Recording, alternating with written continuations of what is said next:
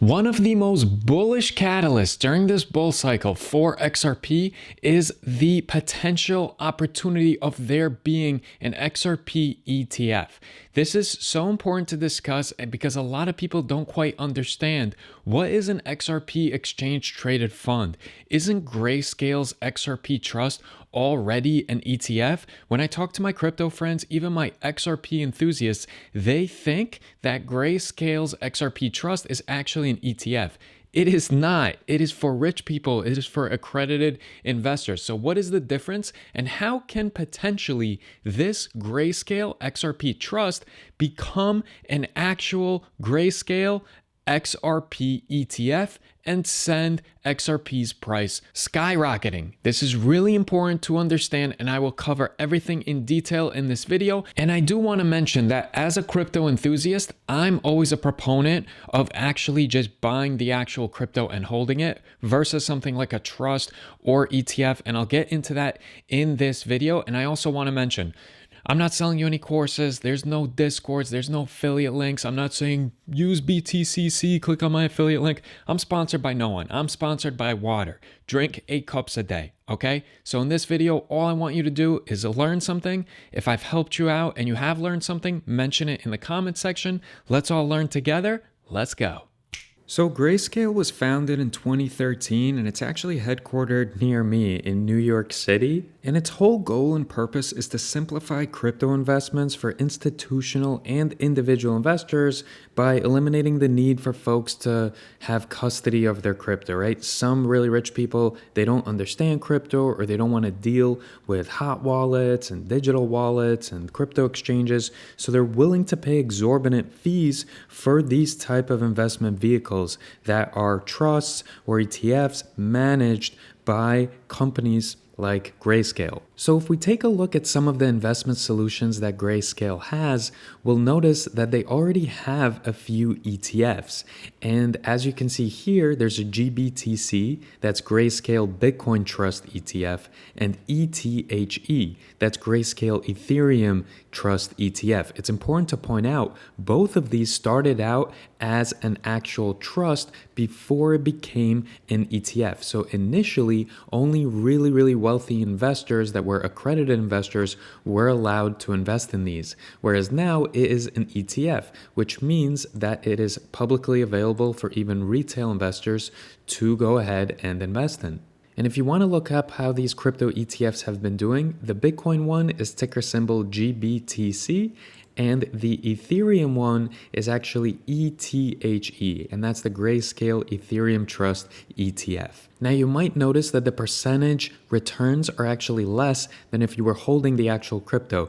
And again, that's because there's pretty high management fees for a lot of these ETF solutions. Also remember, the way they're trying to follow and track the price of these different cryptos is not always going to be super accurate, and very rarely is it not accurate to the plus side for the investor. It's usually following a little bit behind, and the margins are not going to be as big as if you were holding the actual crypto. But again, it makes it so convenient, and it makes it so accessible to both retail investors and the very rich, the wealthy, the institutions, when you have a situation like the ETF.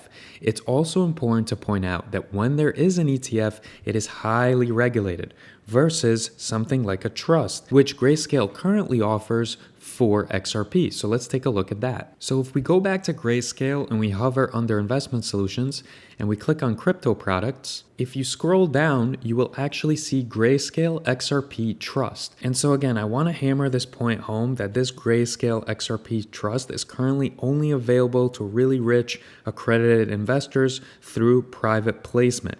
ETFs, on the other hand, they're accessible to everyone. Us retail investors, they're available on public exchanges. This is the stuff you can find on E-Trade, TD Ameritrade. Now, the trust structure actually allows for much lighter regulation, and that is why Grayscale starts out with having a trust, even in the Ethereum and Bitcoin case, and then eventually it evolves that into an actual ETF. And if we scroll down here, you can actually see the performance of this trust. So just a couple of weeks ago, if you bought this in the beginning to mid of November, you could have had it for $10.90, and then you would have seen it over 5x by the beginning of December. And this chart basically just follows and tracks the price of XRP.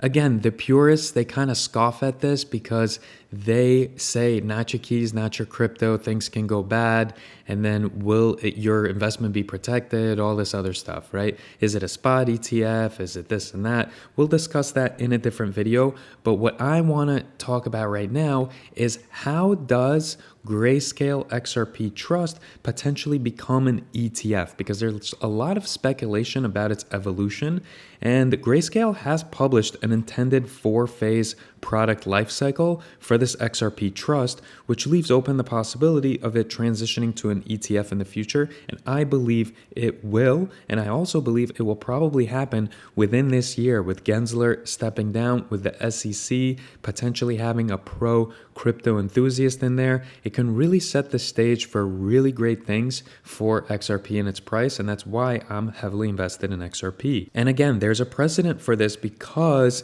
they took a similar path for Bitcoin and Ethereum, which are now, as I just showed, actual ETFs. So again, if you are a holder of XRP, you want there to be an XRP ETF because it's going to become really popular among institutional investors.